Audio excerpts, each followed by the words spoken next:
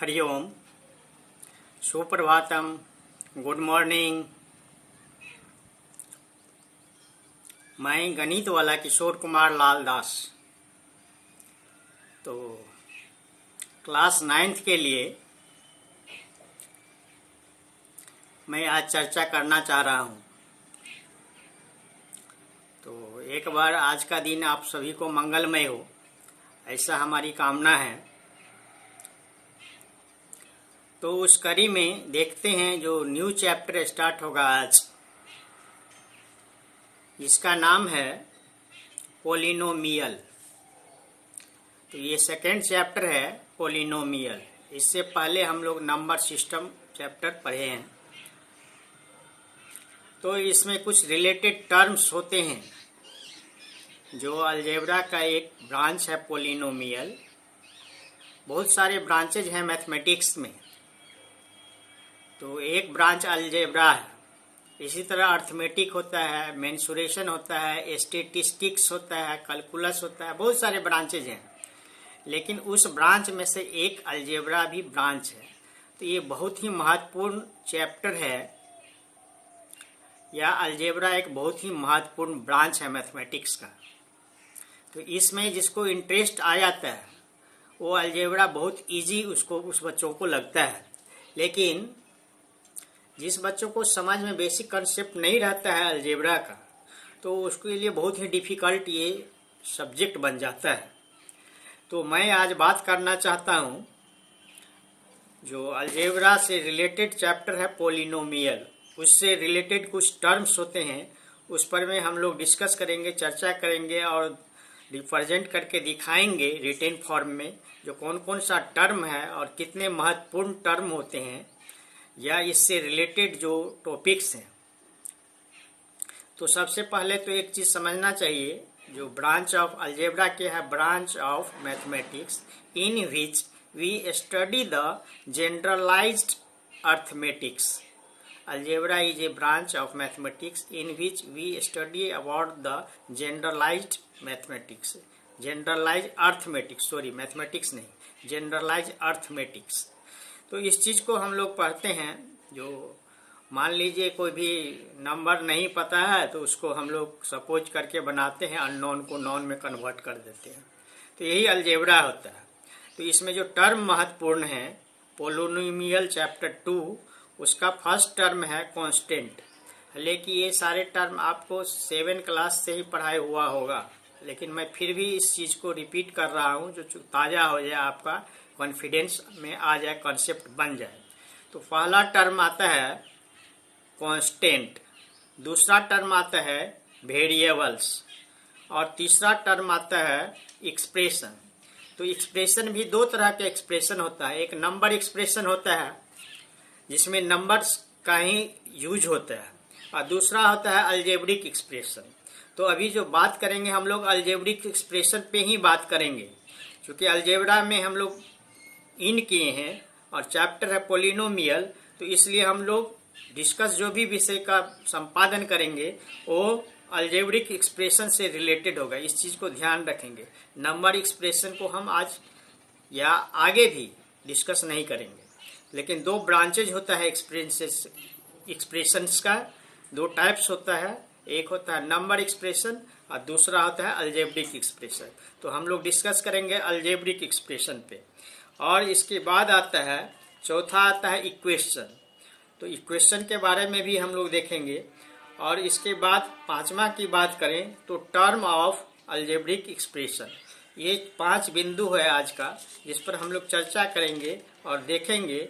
लेकिन शॉर्ट में हम समझ लेते हैं पहले कांस्टेंट क्या होता है। A symbol having a fixed numerical value, a symbol having a fixed numerical value is called a constant. जो भी सिंबल हो या नंबर हो जिसका फिक्स्ड वैल्यू होता है उसको हम लोग कांस्टेंट बोलते हैं।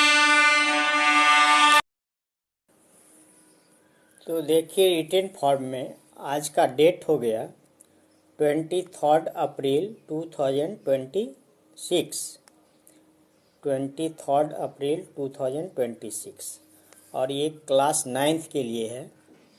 चैप्टर है 2, जिसको पोलिनोमियल नाम से जानते हैं। तो इससे रिलेटेड जो महत्वपूर्ण टर्म्स हैं, रिलेटेड टर्म्स, उस पर में हम लोग आज डिस्कस करेंगे, क्योंकि कॉन्सेप्ट क्लियर होना चाहिए। नहीं तो पहले मैंने बताया जो अलजेब्रा का ब्रांच है ये बहुत ही डिफ़िकल्ट बच्चों को बन जाता है। तो इसके लिए आपको समझना बहुत ही छोटे छोटे जो टर्म्स हैं उसको समझना बहुत ही आवश्यक है। इसको समझ जाएंगे तो आपको मैथमेटिक्स बनाने में मज़ा आएगा और इंटरेस्ट होगा, नहीं तो आपके लिए ये बोझ बर्डन बन जाएगा, इंटरेस्ट घट जाएगा, फिर आप इसमें कुछ कर नहीं पाएंगे। तो देखिए, तो सबसे पहला जो चीज़ होता है वो कांस्टेंट होता है। अब क्या होता है कांस्टेंट, समझिए। A symbol having a fixed numerical value. कोई भी सिंबल हो, सिंबल का मतलब नंबर भी हो सकता है, वो भी एक सिंबल ही है। तो कोई भी symbol having fixed numerical value, जिसका वैल्यू क्या हो, फिक्स्ड हो, इज कॉल्ड ए कांस्टेंट। तो जैसे हम एग्जाम्पल के तौर पे देखते हैं, ये 9 है, 9 का वैल्यू कभी चेंज नहीं होगा, 9 ही रहेगा। -5 फिक्स्ड है, 0.6 इसका वैल्यू फिक्स्ड है, ये चेंज नहीं हो सकता है कभी भी। 4/5 ये भी वैल्यू फिक्स्ड है। √2 ये भी वैल्यू फिक्स्ड है। ये पाई इसका 22/7 वैल्यू आता है। तो ये सारे चीज़ फिक्स्ड है। तो जिसका वैल्यू न्यूमेरिकल वैल्यू फिक्स्ड होता है, जिसको चेंज नहीं किया जा सकता है, उस चीज़ सिंबल को या उस नंबर्स को हम लोग बोलते हैं कांस्टेंट। तो ये कांस्टेंट हो गया, पहला टर्म कांस्टेंट हो गया। अब दूसरा टर्म आता है, इसमें इसका अपोजिट समझिए तो कांस्टेंट का वेरिएबल। कांस्टेंट का जो रिवर्स टर्म्स होता है वो वेरिएबल होता है। तो इसमें नोट लगा करके भी बना सकते हैं या ऐसे भी लिख सकते हैं, a symbol having a note fixed numerical value लगा के बना सकते हैं, इज कॉल्ड वेरिएबल। लेकिन दूसरे वर्ड में लिखें, इसी को थोड़ा चेंज करके तो लिख सकते हैं, a symbol which may be assigned different numerical value. A symbol which may be assigned different numerical value is known as a variable. तो वेरिएबल का मतलब हुआ ए सिंबल विच में be assigned different numerical value, इसको हम लोग बोलते हैं वेरिएबल। देखिए, तो ये क्या होता है, सपोज c = 2πr। तो ये फार्मूला है सरकमफ्रेंस ऑफ सर्कल का, ये फार्मूला है सरकमफ्रेंस ऑफ सर्कल का। तो देखिए इसमें क्या है, c तो है सरकमफ्रेंस, c को हम रिप्रेजेंट किए सरकमफ्रेंस के लिए, और r को रिप्रेजेंट किए रेडियस के लिए। तो और इसमें लिखा हुआ है 2 एंड पाई बच गया, तो 2 एंड पाई आर कांस्टेंट, ये भी कांस्टेंट है 2 एंड पाई, चूँकि इसका वैल्यू चेंज नहीं होता है। तो ये इसमें बच क्या गया, c और r। तो जैसे जैसे सर्कल का रेडियस बढ़ेगा सरकमफ्रेंस भी चेंज होगा, मतलब इसका फिक्स्ड वैल्यू नहीं है। यदि फिक्स रखेंगे रेडियस तब ही फिक्स वैल्यू सरकमफ्रेंस का आएगा। जैसे रेडियस को चेंज करेंगे तो सरकमफ्रेंस चेंज हो जाएगा, सी चेंज हो जाएगा। इसका मतलब हुआ सी और आर जो है, सी मतलब सरकमफ्रेंस, आर का मतलब रेडियस, ये वेरिएबल हो गया। उस तरह से यदि हम दूसरा एग्जाम्पल की बात करें तो 2x + 3, तो ये 2 और x, 2 तो फिक्स है लेकिन मल्टीप्लाई है x से, x का वैल्यू 1 2 3 4 कुछ भी रख सकते हैं। तो ये टर्म जो हो गया 2x, ये हो गया आपका वेरिएबल। क्योंकि x का कोई फिक्स वैल्यू नहीं है, x के जगह पे डिफरेंट वैल्यू यूज कर सकते हैं हम लोग, x के जगह 1 रख सकते हैं, 2 रख सकते हैं, 3 रख सकते हैं, -1 रख सकते हैं। तो ये इसका वैल्यू चेंज हो जाएगा, 2x का वैल्यू चेंजेबल है, तो इसको हम लोग कह सकते हैं ये वेरिएबल है 2x में, और 3 तो कांस्टेंट है चूँकि फिक्स्ड वैल्यू है। अब देखिए इसमें एक महत्वपूर्ण टर्म आता है अलजेब्रिक एक्सप्रेशन। तो क्या होता है, a combination of constant and variable. Constant हो या वेरिएबल हो या सिर्फ वेरिएबल हो, तो ये भी हो सकता है। A combination of constant and variable connected by the fundamental operation, connected by the fundamental operations। Fundamental operation में क्या आता है, plus minus multiply and divide, ये चारों साइन को फंडामेंटल ऑपरेशन कहते हैं। तो कोई भी कॉम्बिनेशन या group of constant and variable connected by fundamental operations is known as algebraic expression. चूँकि अलजेब्रिक एक्सप्रेशन है ये, यहाँ पर दो तरह का आता है। नंबर एक्सप्रेशन में सिर्फ नंबर यूज होगा जैसे 2+3, 3-5, तो ये नंबर यूज हो रहा है, तो ये न्यूमेरिक, ये हो गया नंबर एक्सप्रेशन। लेकिन जहाँ पर लेटर वेरिएबल कांस्टेंट की बात आएगा तो अलजेब्रिक एक्सप्रेशन बन जाएगा। तो 2x+1, यहाँ देखिए वेरिएबल है, 1 कांस्टेंट है, तो ये अलजेब्रिक एक्सप्रेशन हो गया। तो इसको दूसरे लैंग्वेज में पढ़ सकते हैं, the statement of variable and constant connected by fundamental operation is known as algebraic expression. तो ये हो गया algebraic expression, ax² + bx + c, इसी तरह x+y + z-2 etc हो गया, ये एक्सप्रेशन हो गया, क्योंकि कांस्टेंट और वेरिएबल कनेक्टेड है फंडामेंटल ऑपरेशन से। तो इस चीज़ को आप समझ लेंगे अच्छे से और इसका नोट तैयार करेंगे। फिर इसके बाद एक चीज़ बहुत ही इम्पोर्टेंट आता है, इक्वेशन।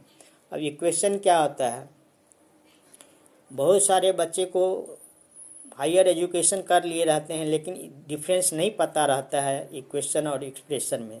तो आप ध्यान देंगे, a expression having a certain value, कोई भी एक्सप्रेशन है जैसे 2x, उसका वैल्यू यदि हम लोग फिक्स्ड कर दें 2x = 2, तो इस तरह का an expression having certain value is called an equation.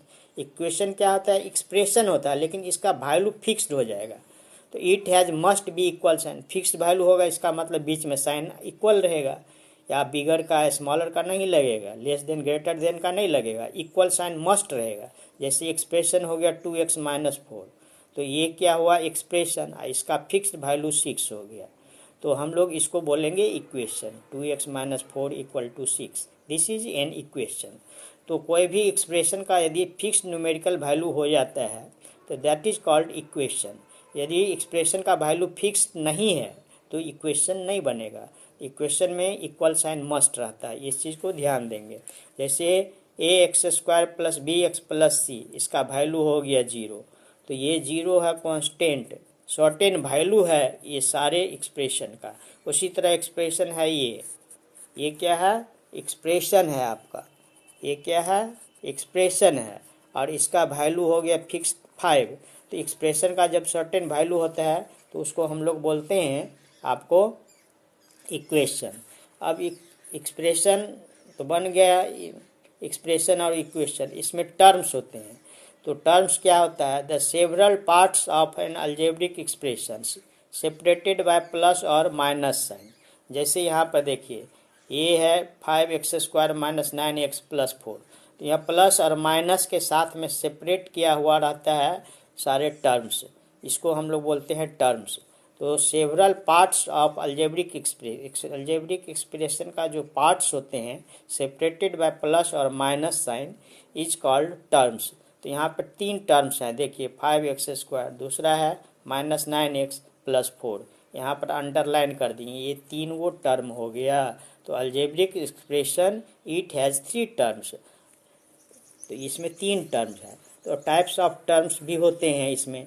तो एक टर्म वाले को हम लोग बोलते हैं मोनोमियल एक्सप्रेशन, 2 टर्म वाले को हम लोग बोलते हैं बाइनोमियल एक्सप्रेशन, और 3 टर्म्स वाले को हम लोग बोलते हैं ट्रिनोमियल, और 3 से ज़्यादा होगा पोलिनोमियल, मतलब मेनी टर्म्स, 3 से ज़्यादा भी रह सकता है, 2, 3, 4 जो भी रहे, लेकिन एक वाले को बोलते हैं मोनोमियल जिसमें एक ही टर्म रहेगा, जैसे 2x।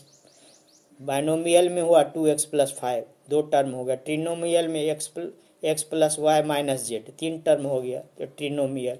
x² + y² + z² - 4, 4 term हो गया, तो ये हो गया आपका पोलिनोमियल, मेनी टर्म्स। तो नेक्स्ट क्लास में हम लोग डिस्कस करेंगे polynomials, one variable and other topics को। तो पोलिनोमियल के बारे में डिस्कस करेंगे। 1 वेरिएबल में 2 वेरिएबल 3 वेरिएबल्स भी होता है, जैसे 2x + 3y, तो x वाला एक वेरिएबल हुआ, 3y दूसरा वेरिएबल y वाला हो गया। तो ऐसा नहीं, 1 वेरिएबल वाला पर डिस्कस करेंगे और अदर टॉपिक्स पे नेक्स्ट क्लास में। और होमवर्क में यही हुआ, right and learn the above, जो आज पढ़ाई हुआ उसको लिखना है, समझना है अच्छा से, तो इसको आपको कंप्लीट हो जाएगा। तो इस तरह से मैं समझता हूँ कि आज का दिन आप लोगों का मंगलमय हो, और मैं अपनी वाणी को विराम देना चाहता हूँ। और इस चीज़ को आप लोग फिर से आग्रह होगा जो इस चीज़ को आप लोग लाइक करें, फॉरवर्ड करें और सब्सक्राइब करें तो अधिक बच्चों तक पहुंचेगा शेयर करने से और बच्चों को लाभ होगा। तो आज का दिन मंगलमय हो, पुनः ऐसी कामना है। धन्यवाद।